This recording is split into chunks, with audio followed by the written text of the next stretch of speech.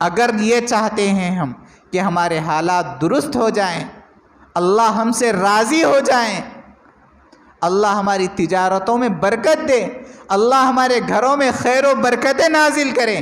اللہ رب العزت والجلال آپس میں ہمیں خاندانوں میں، قبیلوں میں، عزیز و اقارب میں، رشتہ داروں میں، دوست و احباب کے تعلقات کو صحیح سلامت رکھے جس طرح پہلے ہوتے تھے، تو یہ کام کرنا پڑے گا، اللہ کے حکموں کو ماننا پڑے گا، کم از کم اپنی زندگی کو اللہ نے جن کاموں کے کرنے کا حکم دیا ہے اس پر لانا پڑے گا، اس ٹریک پر چلنا پڑے گا، اس کے بغیر کوئی چیز نہیں۔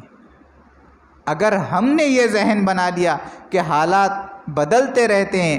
جس طرح آئے ہیں اس طرح چلے جائیں گے، ایسا نہیں ہوگا۔ کتابوں میں یہ بات لکھی ہوئی ہے، اعمالکم عمالکم، جیسے تمہارے اعمال ہوں گے ویسے ہی تم پر بادشاہ مسلط کر دیے جائیں گے۔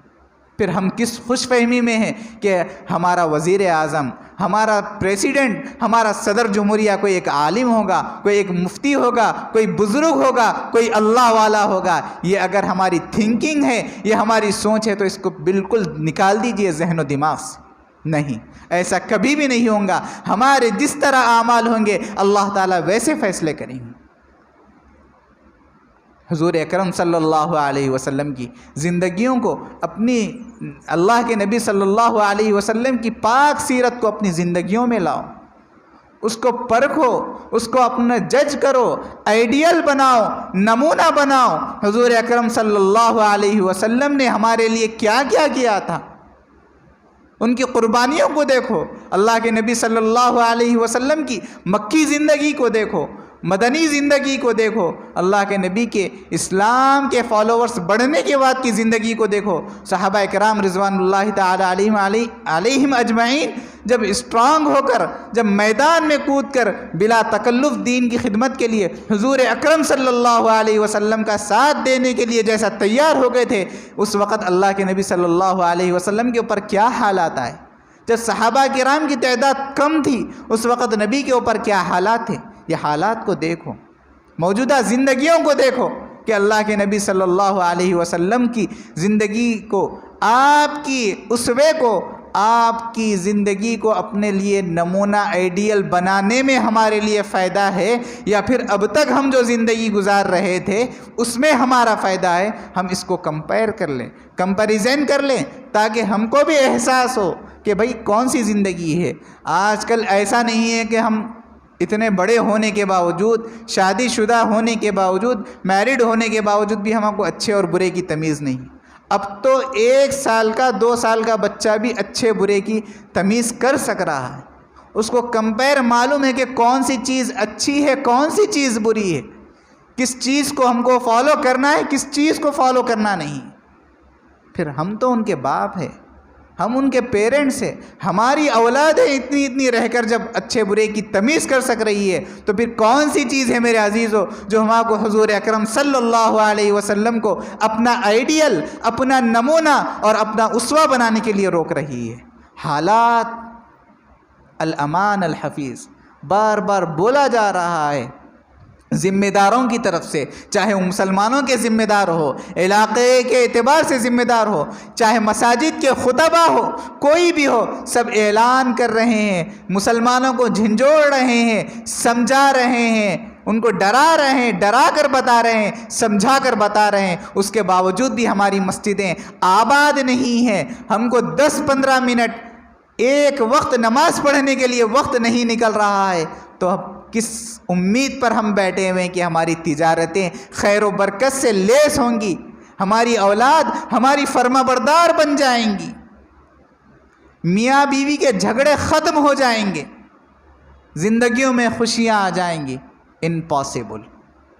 میٹر یہی کلوز ہے، ناممکنات میں سے۔ اگر ہم یہ سوچ کر کہ ہم اللہ اور اس کے رسول کے حکموں کو توڑ کر، اگنور کر کر ہم یہ چاہتے ہیں کہ ہم اپنی زندگیوں میں خوشیاں دیکھیں گے، تو یہ بس ایک شیطان کا بہکاوا ہے۔ بس وہ ہے نا کہ کوئی انسان آپ کو حکومت یہ اناؤنس کر دے، جیسا کہ پچھلی 2014 میں اناؤنس کیا گیا تھا کہ اگر ہم کو جتا دیا گیا تو ہر ایک کے بینک میں شاید 12 لاکھ روپے، کتنے ہی لاکھ روپے ہر ایک کے اکاؤنٹ میں ڈپازٹ کیا جائیں گے۔ جس طرح انہوں نے اپنے کانوں کو خوش کیا، ہم نے ان کو اوٹ دے کر خوش کیا، اسی طرح انہوں نے ہمارے کانوں کو خوش کیا۔ میرے عزیزو، یہ معاملہ بھی ایسے ہی ہے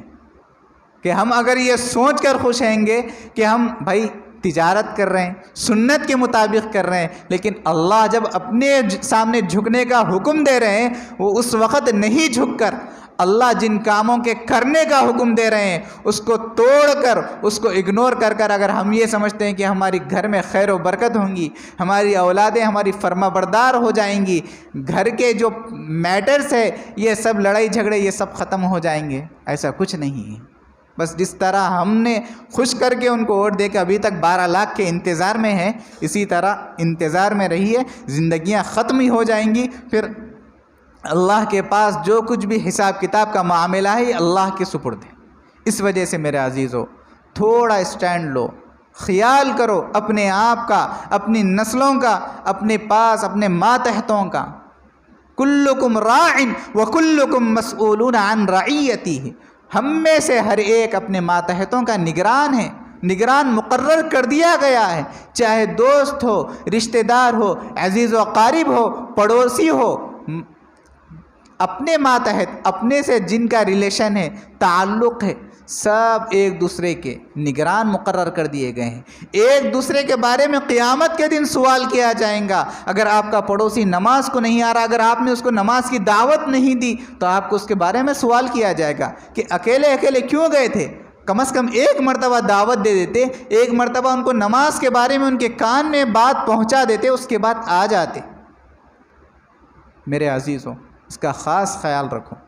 اللہ نے موجودہ حالات میں اگر ہم نے یہ باتیں یہ سوچ کر کہ یہیں پر سننا ہے اور یہیں پر چھوڑ کے جانا ہے تو پھر اللہ کو بھی ہماری کوئی ضرورت نہیں۔ وَإِن تَتَوَلَّوْا يَسْتَبْدِلْ قَوْمًا غَيْرَكُمْ ثُمَّ لَا يَكُونُوا أَمْثَالَكُمْ۔ ہماری عبادتوں کی، ہماری نمازوں کی، ہمارے روزوں کی، ہمارے اس کے سامنے جھکنے کی، ہمارے دین کے رات دن ایک کر کر کام کرنے کی ہماری بھی ضرورت نہیں، نہ آپ کی ضرورت ہے نہ میری ضرورت ہے۔ میں بھی جو آپ کو دین کی بات سکھا رہا ہوں، سمجھا رہا ہوں، وہ بھی اللہ کے لیے۔ جس دن میں بھی اس ٹریک سے ہٹ جاؤں گا تو میری بھی کوئی ضرورت نہیں، میں جتنا اتنا پڑھا ہوا ہوں دین، یہ سب ردی کی طرح پھینک دیا جائے گا۔ اس وجہ سے میرے عزیزو، خاص طور پر اس کا خیال رکھو، کم از کم اپنی حالتوں پر رحم کھا کر، اپنی زندگیوں پر رحم کھا کر، اللہ کا واسطہ اپنی اولادوں کی جن محبتوں کو تم محبتوں کے خاطر تم تجارتیں کرتے ہو، رات دن پسینہ ایک کر کر اللہ کی بندو، اللہ اپنی اولاد کے لیے کماتے ہو، تو خدا کے لیے اس بات کا خاص خیال رکھو کہ ہم نے اللہ کے لیے جن اولاد کے لیے جن اللہ نے ہم کو جو نعمتیں دی ہے، چاہے وہ گھر والوں کی شکل میں ہو یا اولاد کی شکل میں جو ہم کما رہے ہیں، میرے عزیزو، اس کا واسطہ ان معصوم بچوں پر رحم کھا کر، اپنے گھر والوں پر رحم کھا کر، آپ اپنے لیے اور اپنے ماتحتوں کے لیے اللہ کے سامنے جھکنے کے لیے، اللہ نے جن کاموں کا ہم کو کرنے کا حکم دیا ہے وہ کام بجا لانے کے لیے کم از کم ہر وقت، دن میں مؤذن 5 وقت پکارتا ہے، 5 سے 10 منٹ لگیں گے آپ کو نماز پڑھنے کے لیے۔ آپ نے اگر اتنا وقت نکال لیا، اس کے بعد اپنے گھر کے حالات دیکھو، جو آپ اپنی زندگیوں میں ایک سکون چاہتے ہو وہ سکون پھر لوٹ کر آئے گا۔ آپ یہ چاہتے ہیں کہ ہماری اولاد فرما بردار بن جائے، وہ آپ کی فرما بردار بن جائیں گی، آپسی تعلقات، لڑائی جھگڑے یہ سب ختم ہو جائیں گے۔ اس وجہ سے عزیزو، عمل کرنے کی کوشش کرو۔ اللہ تعالیٰ سے دعا ہے کہ اللہ تعالیٰ ہم سب کو کہنے سننے سے زیادہ سمجھنے سے زیادہ حضور اکرم صلی اللہ علیہ وسلم کی سیرت طیبہ کو، مبارک زندگی کو اپنی زندگیوں میں لا کر اس پر عمل کرتے ہوئے، کم از کم موجودہ حالات کو دیکھتے ہوئے، ہم کو اپنی زندگی سدھارتے ہوئے، اپنے ماتحتوں پر رحم کھاتے ہوئے اپنی زندگیوں کو یہاں سے بدلنے کی توفیق عطا فرمائے۔ آمین۔